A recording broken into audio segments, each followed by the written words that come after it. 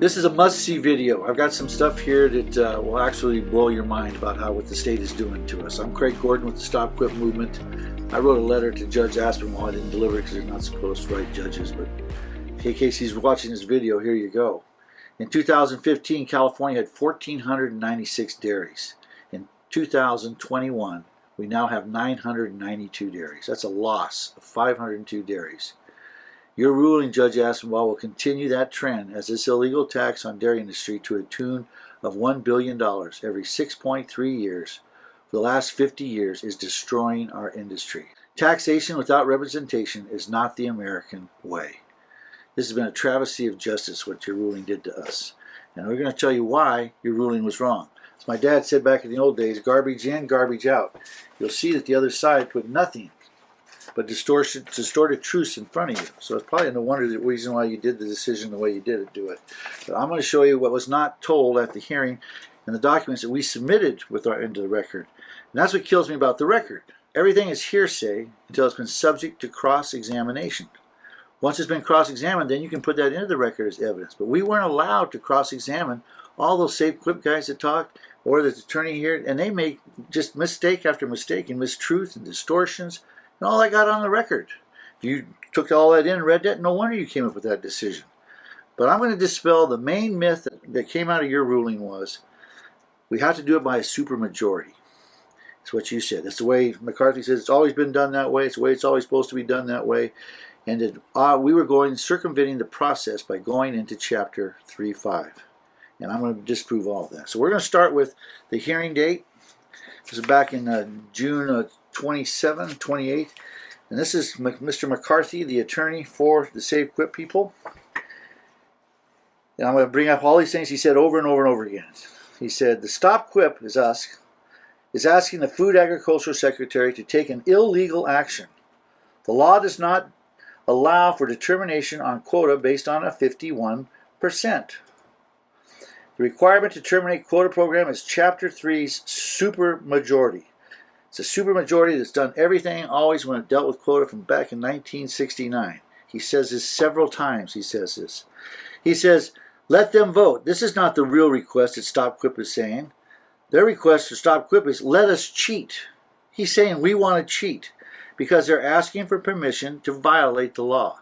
Before this video is over, so don't turn it off. I'm going to prove him totally wrong. We didn't cheat. So we go on. He says his clients all said that it has to be through the supermajority. United Dairy Farmers, Save QIP, he says. The California Department of Food and Agriculture says that. He says, why did they say that? Because if you look at Section 1103 of the QIP plan, it specifically states that a supermajority vote is required to terminate the QIP. Well, maybe I didn't show you in court, but I'll show you here. This is 1103 from the Stop QIP. You can read this till you're blue in the face. There is nothing in here that says a supermajority vote is required to terminate the QIP. Specifically states it's not there. Okay? Another distortion. Goes on to say, the standalone program, statutory language, he says, it doesn't exist or not exists a supermajority vote. Without a supermajority vote, it doesn't exist. He said the very same group, us, Stop QIP, filed under Chapter 3.0 admitting that a 65% supermajority vote was required. Now listen, there's multiple ways that you can get rid of quota, as I'm going to show you. When we filed under Chapter 3.0, that didn't mean that we admitted that's the only way to get that. We filed that way because that's where Donald Schippehoot told us to do that. My first petition was under Chapter 2, which had a 51% majority is all you needed. Okay? And we would have loved to have had that referendum that we didn't get from our wonderful Secretary of Agriculture. He said here, what happened, he said, under 3.0 and we turned it in. Well, they didn't get enough qualifying signatures, so months later, Stop QIP tried to come around and go the cheaper way with 51%. You know, I take offense again to this, that we didn't have enough signatures. We have asked the state of California now for 2 years to provide us with what signatures were not legal. We sent out these petitions to every dairyman. We got 300 some plus in the mail back. We put them all together. We sent them on in. We found out they said 80 are not good. We've talked about this many times. But if you know, Mr. McCarthy, which signatures are not valid, because you made this statement here under oath in front of the judge, why don't you show us what inside information you can get? Because we can't get this information out of them. Stop QIP has ever explained, we've never explained why we went from the 3-0 supermajority and we reversed our course now saying we want the 51%. I'll tell you why. What do you think we are? Guys just fill up the turnip trucks yesterday? If I can get it win with 51%, I'm certainly going to go with the 51% and over 65%. Why wouldn't we? Go back to here. He says, 65% knows supermajorities always needed to be there. He says, again, this is like the 5th time he said, we're trying to do an end run. Well, when we get done, you're going to see that we're not trying to do an end run at all. Stop QIP only wants to vote if they can improperly move the finish line closer. One of the main purposes of the milk thing, the 55, was part of the Chapter 3. 3 and 3.5 combined together. But he says here, 3.5 could be terminated by a producer referendum. This is the 51% vote. So he says, yeah, in Chapter 3.5, you can get rid of this part of it, but not all of it. But this part you can. That's the fixed differential. Which reminds me, Mr. McCarthy, if we're doing something illegal, we're violating the law, we're trying to do an end run, we're cheating by terminating Chapter 3.5 because we didn't follow the rules of this supermajority, does that mean the fixed differential is illegal? Does that mean the $1.70 that's been paid for the last 35, 40 years is illegal because they didn't have a hearing? They didn't have a petition. They didn't have a referendum. That's not how Chapter 3.5 got put in. So if that is the case, are you going to give us back that 30 years divided by 6 would be $5 billion? $5 billion, you're going to get that back because you're going to tell me now that that's illegal? What we're doing is the same thing that they did. It's always been done that way. The supermajority, it wasn't always done that way. And I got more proof on that. But let's just keep on moving on. He says, for us to try to get rid of quota, eliminate Chapter 3.5 is a complete perversion of the law. Was a fixed differential a perversion of the law? The federal order would not have passed unless quota was part of the deal. You got proof of that? How do you have proof that that would not have passed? I'll tell you what I've got right here from the state of California. It tells you 1,059 producers were eligible, dairymen. Only 703 voted. They had to go an extra 30 days just to get a quorum.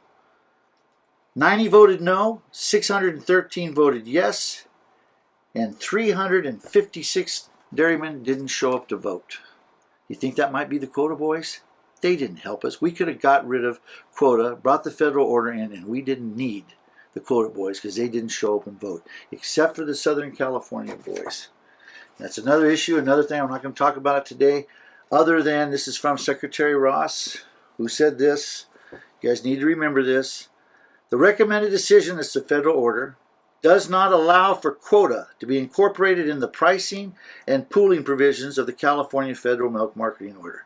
It would necessitate quota to operate independently. That's not in conjunction with, it's not with it, independently of the California Federal Milk Marketing Order as a standalone program, administered by the California Department of Food and Ag.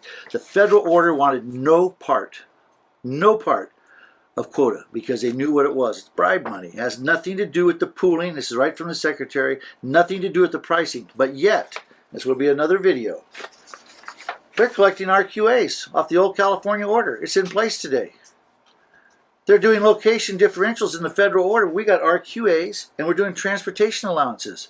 They're double dipping. The guys in Southern California that have quota are double dipping today. They're taking your money, and the Secretary is allowing it. We've told her this.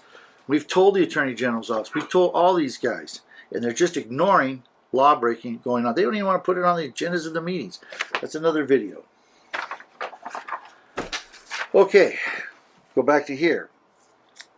Chapter, this is beautiful. He says, none of the pieces of their puzzle fit together. We don't have puzzles. This is your puzzle, not ours. But he does say this, and remember this. Chapter 3.5 and Chapter 3.0, this is from McCarthy, must be read in harmony. Chapter 3.5 did not create a new quota system. It simply modified one aspect of the existing quota system and price calculation. 3.0 and 3.5 are the same. It's a pooling order. You can't pull them apart.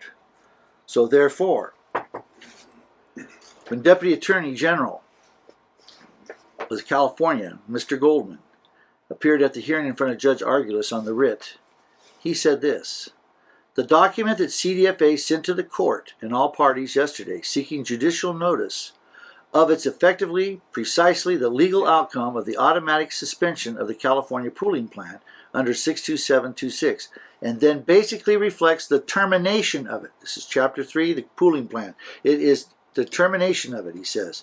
So frankly, if you want to be literally read the language of 62728, the Secretary could do it, not tell anybody, if you want to get literal about it, because really it's just a follow-up housekeeping matter. The transition from the California milk pooling plan to the federal milk marketing order, and it's just a matter of common sense in addition to the operation of law. The California pooling plan is no more, and the federal milk marketing order takes its place and consistent. So my point I just brought up a minute ago, 3.0 and 3.5, they are together. So 3.5 should be gone. And guess where they put the QIP? Where does the QIP reside in? 3.5. It's illegal, folks. That's why we didn't turn it into the APA. That's why we didn't follow the regulatory process. It's illegal. Moving on.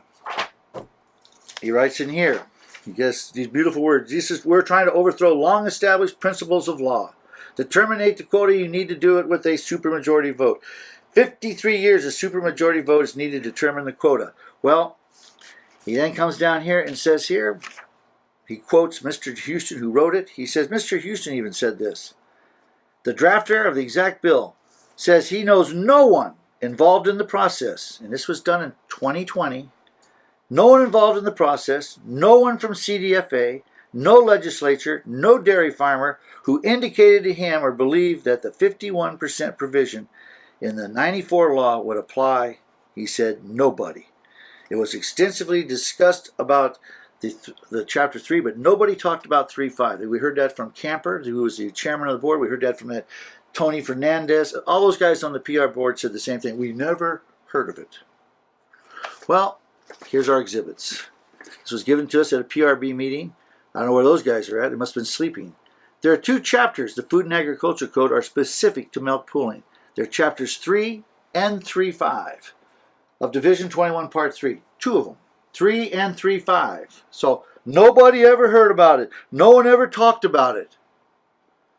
The Gonzales Milk Pooling Act allows pooling of milk revenue, while Chapter 3.5 allows for the fixed differential of $1.70 between quota and overbase prices. Both of these chapters have their own referendum provisions. Those provisions are discussed below. So yes, you can get rid of it one way, Mr. McCarthy, in Chapter 3, or with 3.5. This was handed to us by Don Shipowitz, Special Assistant Marketing Services Division. I don't know what all those guys were doing on the PRB board, but I read these things. CDFA position on petitions filed under Chapter 3 and 3.5. Nobody ever heard about it. It's a perversion of the law, the way we've always done everything. Really, we're cheating? Part 3, Division 21 of Food Code. Purpose of this presentation is to clarify the department's position on the petition process. Both Chapters 3 and 3.5 have language allowing for petitions to be submitted. Stop Groups never explain how they think they can go end round on it. Well, you're getting it right here. And here is the Big Daddy. Love these two things. You got to remember this. Do not turn off your video. Do not. Oh, by the way, brought these here too just for fun. 1993-94, major amendment to the quota. No hearing, no supermajority, none of that crap. Here you go. 2013, June 1. Look at this here. Boy, these quota boys have been busy. I didn't vote on this. You guys can vote on this or hear any hearings or anything? This is the pooling plan for market milk as amended. Major amendment right here. Pages of this. I didn't hear about it. They didn't do no supermajority. 2016, Southern California Order number 77, just 2 years later, 3 years later. Stabilization Marketing Plan. This is done for Southern California marketing area. Quota boys read it again. You guys all vote? Supermajority? I don't think so. So all that they said here is all bullshit, period. Here we go. Right here. This is handed to us by the staff of the CDFA. A referendum is not necessary if the record from the public hearing with Judge Aspinwall, we had the public hearing with you, if the record clearly shows producer support. Opposition must be less than 5%. So, 100 guys testify, 6 people say they're not happy with the deal. She's supposed to call a referendum. If there's only 4, that shows clear support, no need to have a referendum. I'll read it here again. Operation of more than 5% of a referendum must be held. It must be held. That's what I was told. We were lied to again because we didn't get our referendum. Also, it said here, automatic trigger referendum. If we get 25% of the people, 25% triggers a referendum, that wasn't done either. Lied to again. Part here, part 3. A referendum must be held and the secretary has 60 days to do so. Remember that part where they said, it said right after the hearing, the secretary has 60 days to conduct a hearing, and all these guys from the board and the secretary and Diaz, all those guys, well, that means she has to set one up, but she doesn't have to have it. Not according to this. Lie number what? We on lie 20? Lie 25? Now the granddaddy of them all, the one that should just wrap this baby up. I do want to read a couple more Michelle Diaz deals. In fact, before I get to this granddaddy here, we got to do these here quick. They said that nobody knew about this. This was 2020 was the hearing. I have a letter here dated September 17th, 2019, a year before. Signed by California Dairy Inc., Dairy Farmers of America, DFA, Land O'Lakes, Stop QIP, United Dairy Families. Everybody but everybody knew about this letter. And what's this letter about? They sent it to Secretary Ross. I was part of this. And they asked her just 3 questions. And the third one is this question here. Because nobody ever knew about Chapter 3.5 that they could get rid of the quota system. What impact, if any, would the suspension of Chapter 3.5 in whole or in part have on the QIP? Now, here's her letter. She wrote back about, was it 2 weeks later? She came back with her letter October 18th, 2019, addressed to Mr. Vanderheuvel, who wrote the letter, Rob. And she says this. Second, you asked what impact, if any, would the suspension of Chapter 3.5 pursuant to a referendum have on Section 62757? Because Section 62757 is found in Chapter 3.5, it would be suspended, which contradicts Mr. McCarthy. There's no way you can do that through the statutes or through the regulatory process. Well, not according to her. Third and finally, you asked what impact, if any, would the suspension of Chapter 3 have on QIP? Because the department's authority, her authority, to establish a standalone quota program, aka the QIP, is found in Section 62757, its suspension would suspend the department's authority to implement the QIP. Right there. Everything you heard here is nothing but distortions and lies. We knew about 3.5. We're not trying to go down some back door. We're not cheating. We're not asking them to violate the law, Judge Aspinwall. They lied to you about who knew about it. Everybody knew about it. They're all there. That's 80% of the dairy industry right there. They treat you like we're kind of these crazy guys. We're crazy. Here's craziness right here. All we've done since the time I've got involved in this is done exactly like they've told us what the law was. We followed all of their rules. Unfortunately, they lied to us. And how did they lie to us? Lance Mao, at a meeting, said, to continue with that, does the Secretary have the power to ignore a petition or ignore a referendum? Remember, guys, what I told all you, all the non-quota guys? I said they have to have a referendum. They told us they had to have a referendum. It's the law. They're not going to break the law. Judge Aspinwall is not going to break the law. Karen Ross isn't going to break the law. They told us they're going to follow the law. Michelle Diaz says, no, she's not going to ignore it. No, she doesn't have that power, or she wouldn't do that. Wait, I have to go back to the codes because this is under the QIP. So I have to go back and look at the original code where it was in the trailer bill and connect it back to the FAC, that's the Food and Agriculture Code. But I'm going to say, because she made findings and we have the QIP program which allows for that, I'm going to say, based on her own signing of those findings, that she's committed herself to consider that. So based on her own findings, she couldn't. No, she couldn't. And she wouldn't ignore it. Well, they did. They ignored us just like that. And then she said this. So remember that these are just recommendations. This one had those meetings trying to come up with all these rules, 90 days to do this, 500 days, just a roadblock for us getting our rights. And this is what she said. I took her for her word. These are not recommendations. This isn't a direction to someone who wants to submit a petition. If you get a petition and it doesn't meet all these requirements, right? Valid signatures, requirements, right? It's just enough for you to know that it's a petition and you want to go forward with a referendum. And it has signatures, right to read in the program. The team, they know it's a petition, but it doesn't meet all of these guidelines, right? But it's not instated. It's an irregulation, she says.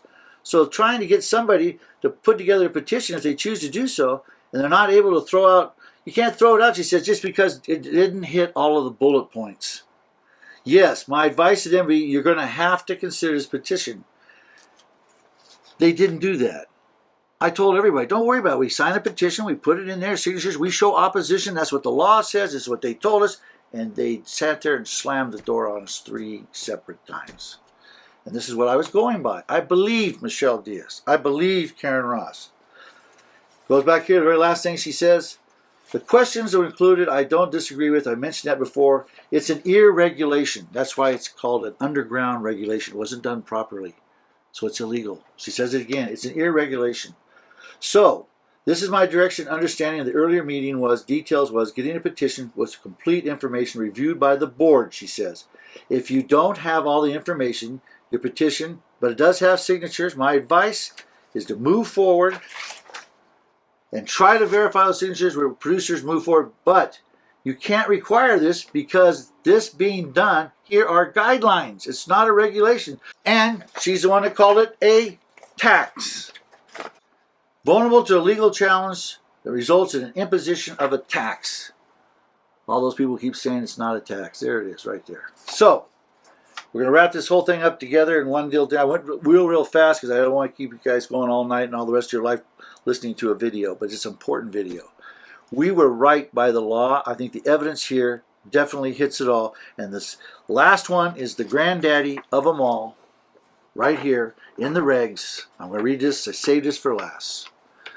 Chapter 3.5 was initially added to and provided for the fixed differential of $1.70 between quota and over quota base price. Section 62757 was added to clarify the department's authority to have the standalone quota program should the USDA implement a federal milk marketing order in California.